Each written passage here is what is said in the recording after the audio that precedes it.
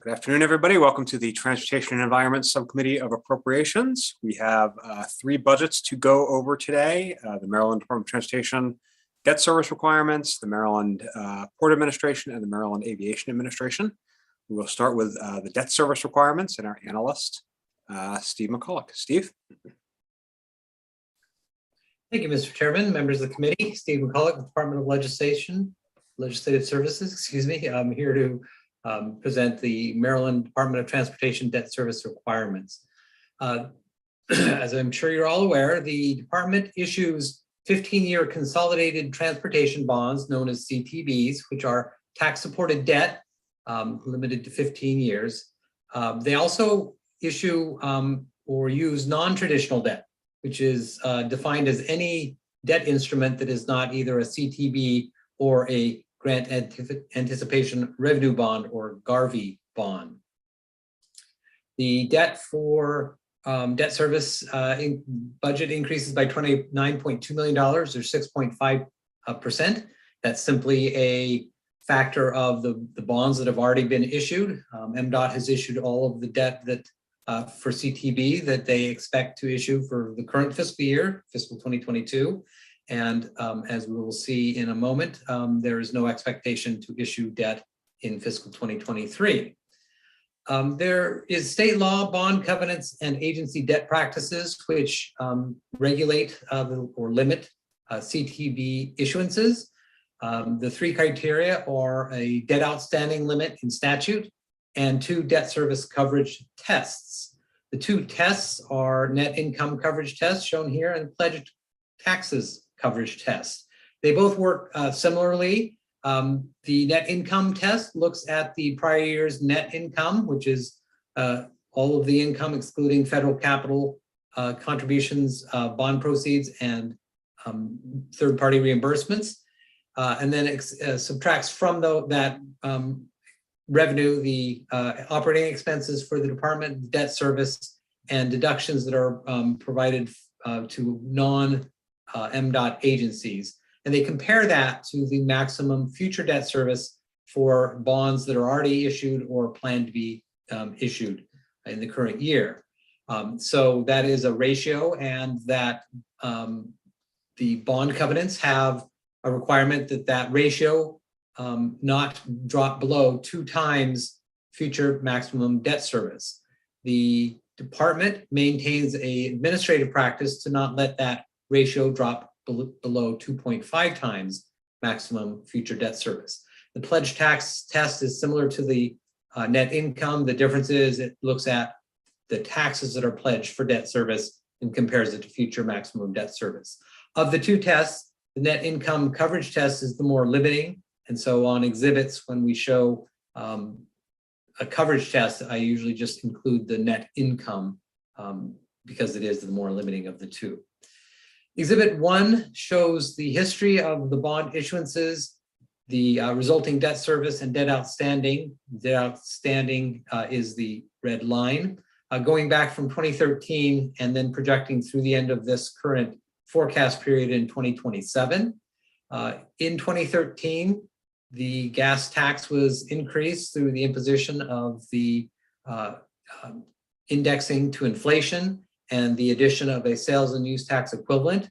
And MDOT, with that additional revenue, started issuing much greater amounts of debt, which are the green bars. And as you can see, for several years that increased. It peaked actually in 2017, but was still fairly high through 2020. With that, not only did the pandemic hit, which lowered revenues, which made the debt service coverage ratios approach more quickly, but also the existing debt had continued to grow, and so debt service was increasing as well. That shows that in the current year, debt there was $300 million that was issued, none expected for 2023, and then a couple years at that level and dips before going back up. Looking at non-traditional debt in Exhibit 2, I'll scroll up just a minute. There are 11 non-traditional debt issuances that are currently outstanding, and there are 2 pending debt issuances. Those 2 debt issuances that are pending, relate to the purple line. So they are the $1.8 billion in TIFIA loan that is expected, and the new private activity bond debt of $655 million. Recommended actions. The statute does require the General Assembly each year to adopt a limit for consolidated transportation bonds that is within the overall statutory limit that is currently set at $4.5 billion. So recommendation number 1 sets that for fiscal 2023 at $3.3 billion, which is the expected level of debt outstanding this currently in the forecast. And since there are no debt issuances planned, that is just, again, the actual debt service that's already been issued on bonds that have already been issued. Recommendation number 2 requests language, actually it's budget language that requires the department to report twice a year on non-traditional debt with the September forecast and with the January forecast. This information is used to make Exhibit 2 above that lays out each of the issuances that are currently outstanding. Finally, recommendation number 3 is to set a debt limit for non-traditional debt. And for the past several years, basically since the TIFIA loan arrived as a mechanism for helping to fund the purple line, this recommendation for non-traditional debt has been split to say that non-traditional debt exclusive of TIFIA is set at 1 level, and that is this year is $1.4 billion recommended. And again, that is the current level of issuances plus the expected issuance of the private activity bonds. And then secondly, the TIFIA limit, which essentially says they can spend up to the limit in 1 year if needed to get that project done. And that concludes my presentation, Mr. Chairman. Thank you. Any questions for the analyst? Steve, I do have a question. The report mentions non-traditional debt is anything but CTBs or Garvey bonds. What are Garvey bonds? So Garvey bond is the full name is a grant anticipation revenue bond, and it uses federal aid, grant aid, as the source of repayment. And so they are issued and then repaid from future federal aid. The federal government authorizes these bonds, authorizes states to utilize and issue these bonds. However, it does not guarantee that the federal aid will always be forthcoming. So there is a little bit of risk, but they have been around for 20 years, have not really been much of a problem in terms of states repaying it. There have been, though, some states where the Garvey bonds were not, did not have a further backstop. And when sequestration occurred, some of the federal grants those states were receiving, were declined or were reduced. But I'm not aware of any Garvey bonds across the nation that have actually had any problems or not been repaid. Have we used them before? Maryland has used them once with the construction of the ICC. There is in Maryland statute an authorization for $750 million one-time use for that ICC project. They were issued back in 2008, maybe 2007, 2008 in 2 tranches. Those have been since repaid completely. So as it stands now, Garveys cannot be utilized in Maryland without additional legislation authorizing their use. The precedent is to authorize them for particular projects in Maryland. That's the only way we've done it. That's the way Maryland has done it. Yes. Got it. Thank you. Other questions for the analyst? I do not see any. Thank you, Steve. We will now turn to the department secretary reports, and I see you have a team assembled, so I'll let you introduce whoever you need to. But secretary reports, the floor is yours.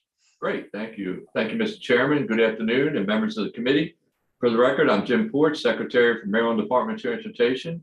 And with me today is Jacqueline Hartman, our Chief Financial Officer, to help answer any questions. We also have Samantha Biddle here, Chief of Staff, sitting in the room for First of all, I'd like to thank Steve McCullough for his hard work on this analysis.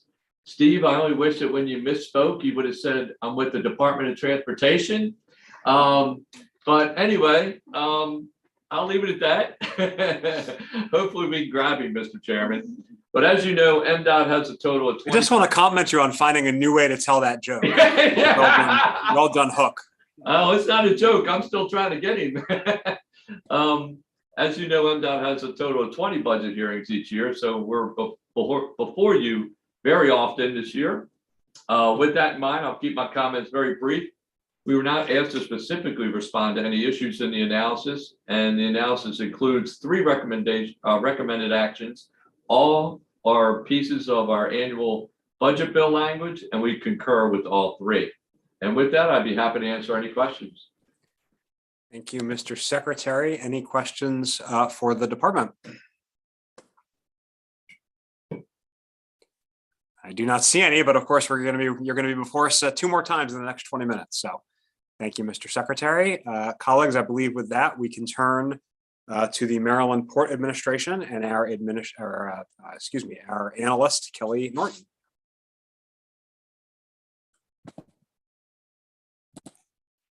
Thank you, Mr. Chair.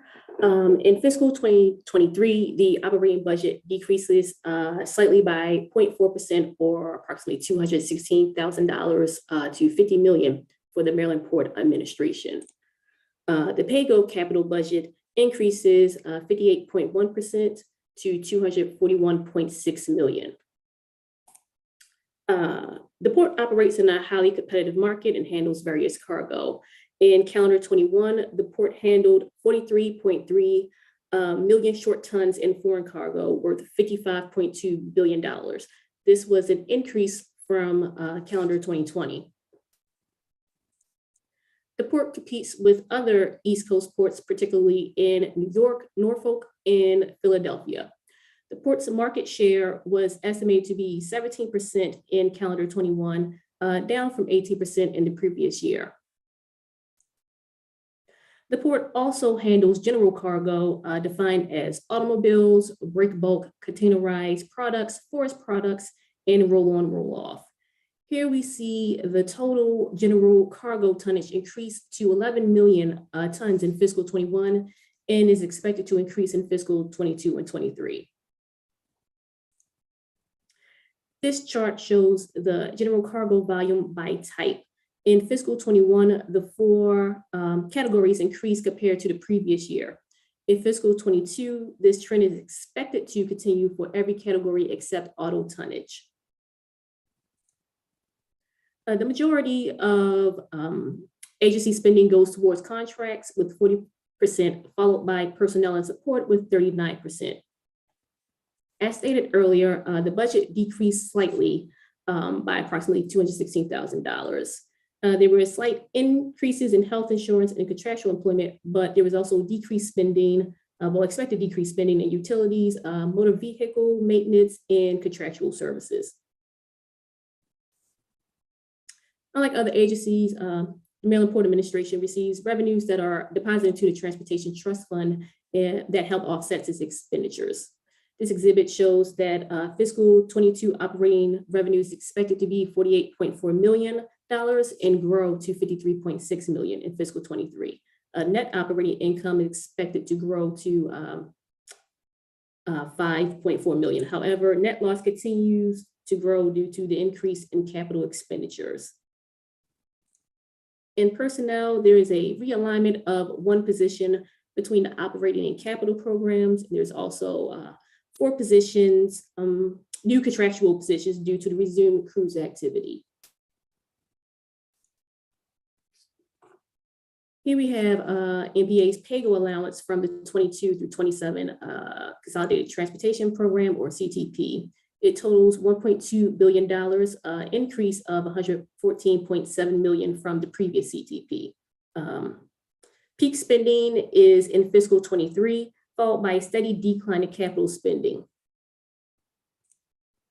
Here is a list of the projects in the CTP. $330.7 million has been programmed for fiscal 23. The total cost for the projects is $1.7 billion, and 6-year cost is $1.2 billion.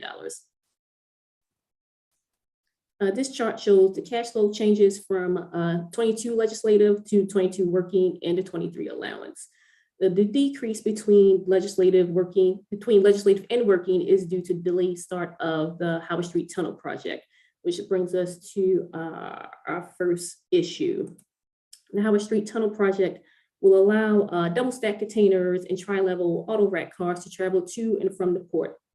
It broke ground in November 2021. The delayed start to the project has led to a change in the funding schedule.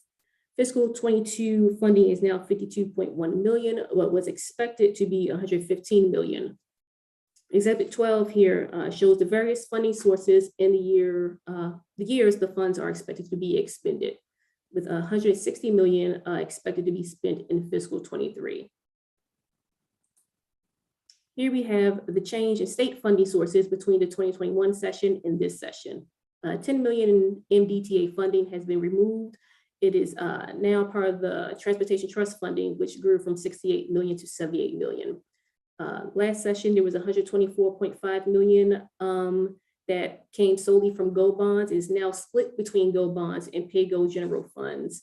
$103 million in GO bonds and 21.5 million in pay-go. The use of GO bonds and pay-go is unusual for a transportation project, which are typically funded through TTF revenues. The next issue is the continued impact of COVID-19.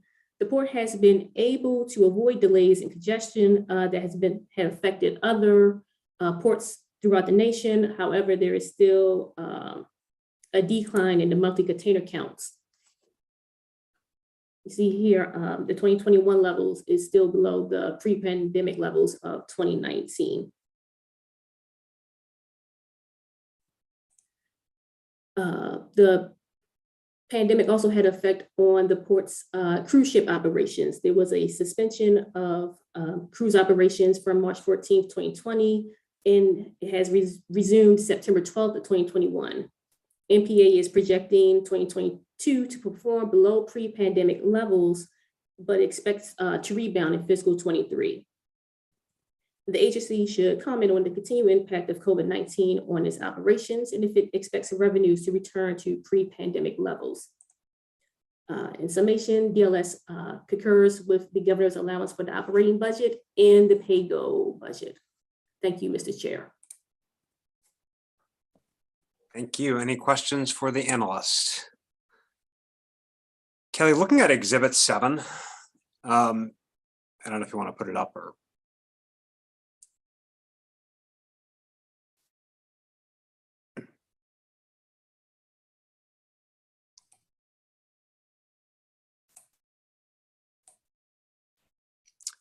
So looking at Exhibit 7, I mean, there's a way to think of this that the operating side basically pays for itself. They get adequate revenue for operating, but when you factor in the capital cost of the port, it requires additional infusions. Is that? Pretty much, yes. Okay.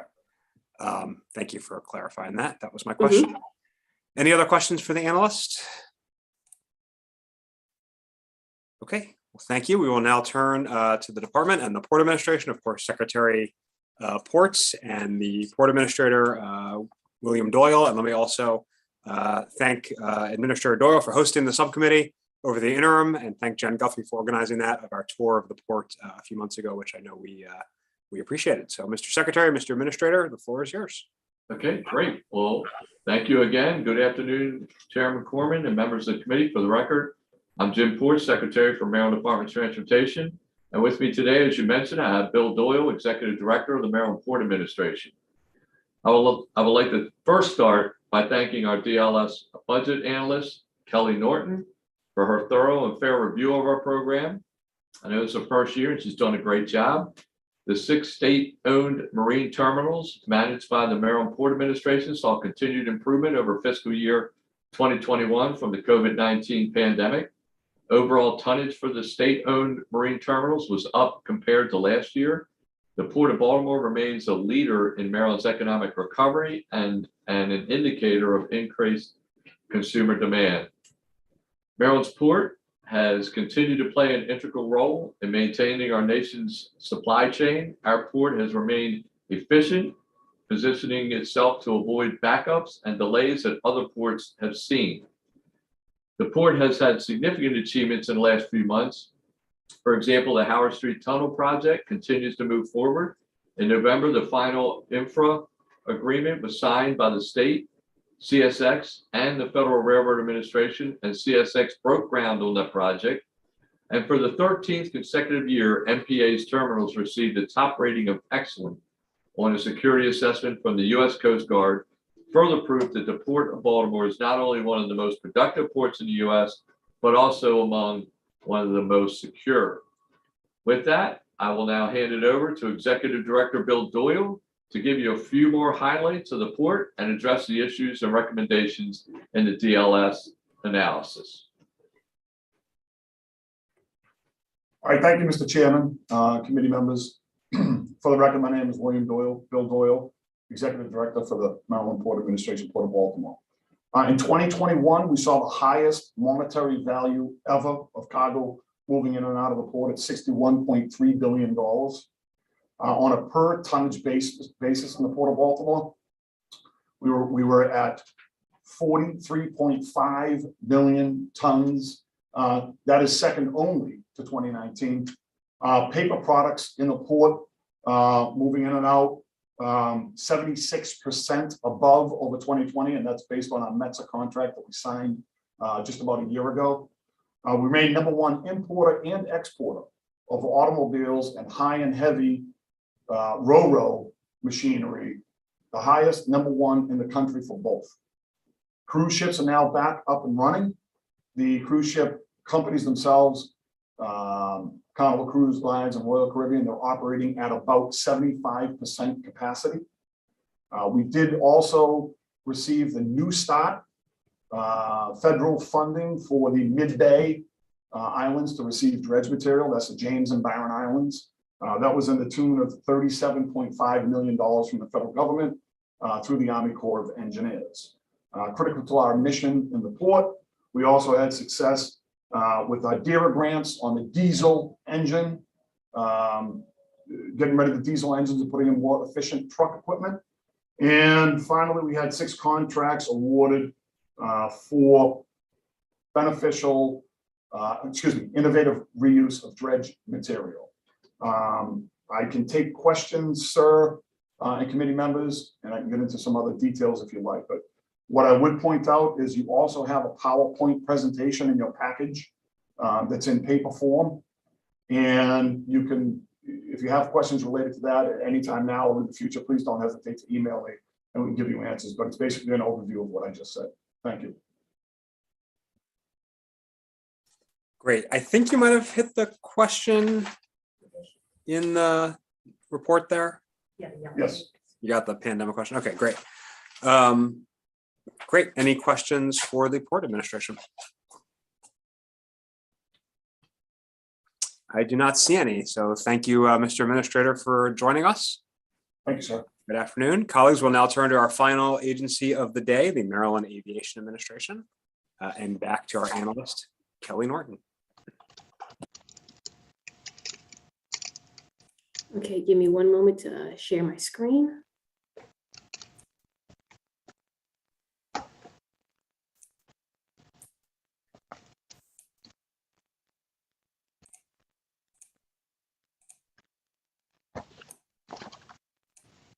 Okay, here we are. The Maryland Aviation Administration operating budget increases $8.2 million to $207.6 million in fiscal '23. The capital budget decreases $11.3 million to $892.2 million. Total passengers has continued to decrease at BWI Thurgood Marshall Airport. It was 12.5 million in calendar 21, down from 15.1 million in 2020. Total passengers are expected to grow in 22 and 23, but remain below pre-pandemic levels. BWI Marshall Airport competes with 2 other airports in the Baltimore-Washington region. Those would be the the Washington Dulles International Airport and Ronald Reagan Washington National Airport. Although BWI's Marshall's market share decreased from 45% to 37% in fiscal 21, it continues to have the most passengers of the three airports. Airports strive to keep cost per enplane passenger or CPE low to be competitive in the market. We do not have the fiscal 21 numbers for Dulles or Reagan airports at this time, but we could see BWI Marshall was able to avoid the dramatic increase in CPE seen at the other regional airports in fiscal 21 and fiscal 20.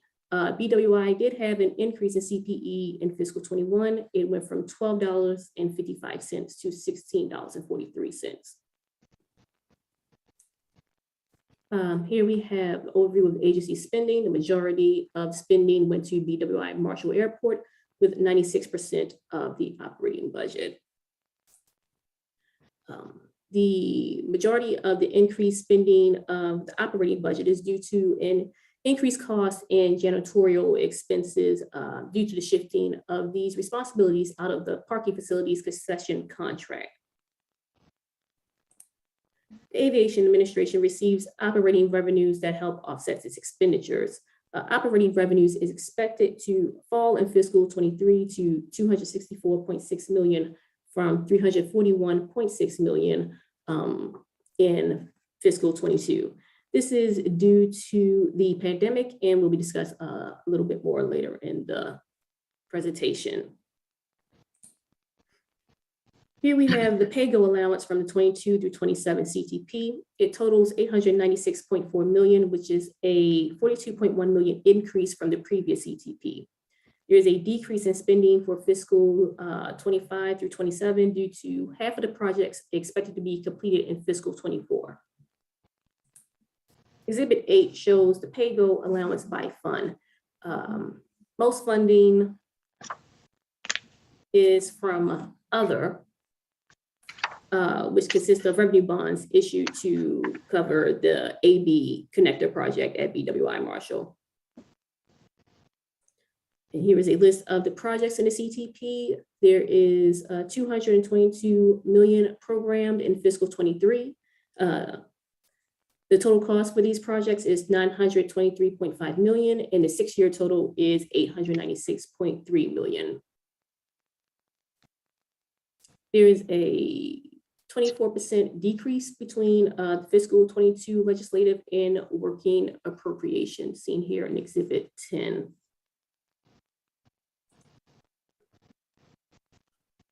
BWI continues to feel the impact of COVID-19 on operations and revenues. Now, this graph here shows that while departing passenger traffic has increased in calendar 21, it is still below pre-pandemic levels. Here we have a chart showing the operating revenue projections for BWI Marshall from the 2021 session projections and this session's projections. The operating revenue projections is outperforming the projections made in the last session. This increase is due to an influx of federal relief funds in fiscal 21 and 22. This funding is absent in fiscal 23's operating revenues projection and are expected to decrease $76 million. The agency should comment on the pandemic's continued impact on BWI Marshall Airport's operations and finances. DLS recommends concurring with the governor's allowance for the operating budget and the pay-go budget. That concludes my presentation. Thank you. Any questions for the analysts from my colleagues? I do not see any, so thank you. We can turn back to Secretary reports in the department, as well as the Aviation Administrator, Ricky Smith. Mr. Secretary. Okay, great. Well, thanks again, Chairman Corman and members of the committee. It's a pleasure to be with you. For the record, again, my name is Jim Ford, Secretary of Maryland Department of Transportation. And of course, it's always a pleasure to be before you to discuss the Maryland Aviation Administration. I'm joined today, as you mentioned, by Ricky Smith, the Executive Director of MAA. I'd first like to again thank DLS analyst Kelly Norton for her work. Again, I mentioned this is the first year and it's a very complex organization, and she's done a great job learning our operations. BWI Marshall Airport remains the busiest airport in the National Capital Region. As you saw in some of the charts, passenger levels are currently about 70% of pre-COVID passenger volumes. But we are confident that we will continue to see this recovery at BWI Marshall Airport. Our partners at Southwest Airlines continues to significantly expand their activity and offer more flights to more destinations. The team at MAA makes safety our first priority for all of our customers, including the air traveling public, airlines, and the entire airport community. I'd like to thank Ricky and the entire MAA team for their continued focus on safety, as well as their productive organization with our passengers. Now I'd like to turn it over to Ricky to provide a few additional little more information and address the DLS analysis. Thank you, Jim. Good afternoon, Chair, members of the committee. Thank you for the opportunity to present MAA's fiscal year 2023 budget. For the record, my name is Ricky Smith, and I'm the Executive Director of the MDOT Maryland Aviation Administration. I too want to thank Kelly Norton for her excellent analysis of MDOT MAA's fiscal position.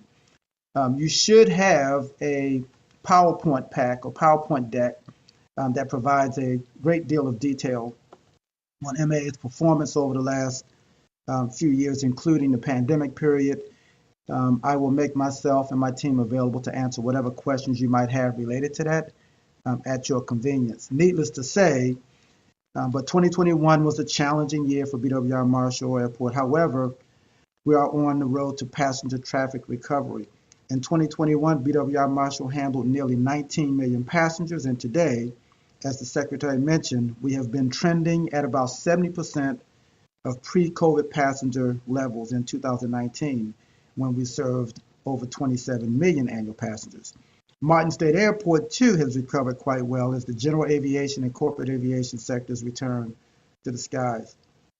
Air cargo continues to be the silver lining and continues to grow, primarily driven by Amazon's 2 midfield cargo facilities comprised of 260,000 square foot of space and multiple aircraft parking positions. FedEx, UPS, and DHL also continue to handle record levels of air cargo to support our increasing e-commerce community. In February, MAA successfully issued $220 million in revenue bonds to refinance 2 outstanding bond issues, saving millions of dollars in interest costs over the next decade. This was the first time MAA issued airport revenue bonds. The issuance was oversubscribed and received investment grade ratings of A and A1 ratings from Moody's and Fitch, respectively. Encouraged by the results of our first bond sale, we did it again. In July, we issued an additional $200 million revenue bond to fund the AB connector and baggage handling system project. Again, the issue was also oversubscribed and received investment grade ratings. MAA will shortly begin construction on Concourse AB connector and baggage handling system project. This $435 million project is the largest capital project in the airport's history. It will introduce a more modern facility, including state-of-the-art baggage handling system, as well as new food and retail outlets, restrooms, and a connector for concourses A and B. We began construction on the new Southwest Airlines aircraft maintenance base. When it is completed, it will handle 3 Boeing 737 aircraft inside the hangar and an additional 8 aircraft parking positions on the apron. Last fall, Southwest Airlines signed a 30-year lease with MDOT MAA for an aircraft maintenance base, signaling the airline's long-term commitment to BWI Marshall Airport and the state of Maryland. We have initiated a phase 1 of an airport-wide restroom renovation program. This $55 million program will build on the restroom concept introduced in Concourse A extension project last year. Phase 1 includes 16 sets of restrooms post-security. Even during the pandemic, BWI Marshall has been favorably recognized by the industry. In September 2020, ACI North America awarded BWI the Inclusion Champion Award for its diversity efforts. In March of 2021, ACI North America named BWI the best North American airport in the 25 to 40 million passenger category. And then earlier this month, ACI World recognized BWI as a Voice of Customer Award nationally. So MA is climbing out of the pandemic. We're looking ahead and preparing ourselves to be strong as we get through this pandemic. Kelly Norton identified one issue that she wanted us to respond to. We've provided a response, additional information on that response in writing to you. Again, I make myself available to provide any more insight on that response as well. We concur with the DLS's recommendations on the operating and capital budgets. And again, I'm happy to answer any questions you might have. With that, Chairman, thank you. Great. Thank you, Mr. Administrator. Any questions from my colleagues? Delegate Beitzel. Thank you, Mr. Chairman. Director Smith, I have a question about rental cars and what the revenue that you get from the car being at the airport. You know, traveled recently, and when you look at what the car rental costs are and stuff when you travel, there's an item in there for charges for the airport. What amount or maybe of revenue do you generate from the rental cars being at the airport? Delegate, I will provide you after this meeting the details in terms of what revenue we get, but I will provide you an overview of how we collect revenues. So the charge that you see, what is called a customer facility charge, is a fee that goes into a fund that allows the airport, in partnership with the rental car agencies, to provide maintenance on our shuttle bus services, maintenance to the facilities. When we acquire new buses, for example, those funds help to support the acquisition of those buses. When we make major renovations to the rental car facilities, those funds are sometimes used to support that as well. And so it is a fund that is collected by the rental car agencies, but is remitted to the MAA for management for the consortium. Yeah, I think you explained in detail you answered my question. I don't need the dollar amount. I just wondered what the relationship was with the rental cars and determine whether or not you have any, considerable amount of revenue coming from those rental cars. The rental car activities is our second largest non-airline related revenue source. Parking is the largest. Rental cars normally number 2 or 3, depending on our concessions program. Rental car activities have been down as of late, as you can imagine, because of the pandemic, but they've begun to recover. And so they represent a significant portion of our non-airline related revenue source. And then there's, with the pandemic and traffic being down in the airports and everything, there seems to have been there's a problem with availability of rental cars. I mean, I've been making some arrangements for a trip here in the future. Rental cars, not only is there a problem availability, it seems to be the prices went up dramatically on rental cars. Is your revenue a percentage of what it costs people to rent a car? Is it based on a fee that you have for the rental car agencies? So we have a separate lease agreement with each rental car agency, and we receive a percentage of their revenues with a minimum annual guarantee. Each agency guarantees a minimum level of revenue to the airport. If their sales rise to a level where it exceeds the minimum annual guarantee, then we get a percentage of the sales, of the total sales. And so with respect to your point about cars not being available, your observation is absolutely correct. During the pandemic, rental cars started dumping a lot of their cars, making them available for sale to the general public. And so now that traffic is coming back, and they're finding it difficult to ramp up their inventory as quickly as the market is recovering. And so, yes, so cars are difficult to get sometimes, particularly during peak times. And because demand is higher than supply, the cost, the rental rates are going up as well. And then Mr. Chairman, if I may, one final question maybe. There's a lot of Uber is really taken over with a lot of passengers are using Uber for leaving the airport and going to it. Is there any method or revenue source coming from Uber that the airport gets, or is that when the Uber drivers that pay nothing for using the airport to pick passengers up? Another very good question, sir. So yes, the airport does have an agreement with Uber and Lyft. They pay us $2.50 per trip, inbound and outbound. That gives them access to the airport. We have them stored off airport where they stage, and when a customer comes in, they're only 2 to 3 minutes away. And so they've become another important revenue source for the airport. Okay, thank you. Thank you, Mr. Chairman. Thank you, Delegate Bites. So how does that rate compare to other airports, out of curiosity? Well, it's low compared to other airports, but a lot of airports are still trying to figure out exactly how to structure an agreement with Uber and Lyft. I think we may be a little more progressive than some other airports because we recognize Uber and Lyft as an important customer amenity. Our customers want them, and so we wanted to strike an agreement with them so that that service could be available. Some other airports still see Uber and Lyft as an impediment. We don't see them that way, and so we're pretty happy with the relationship we have.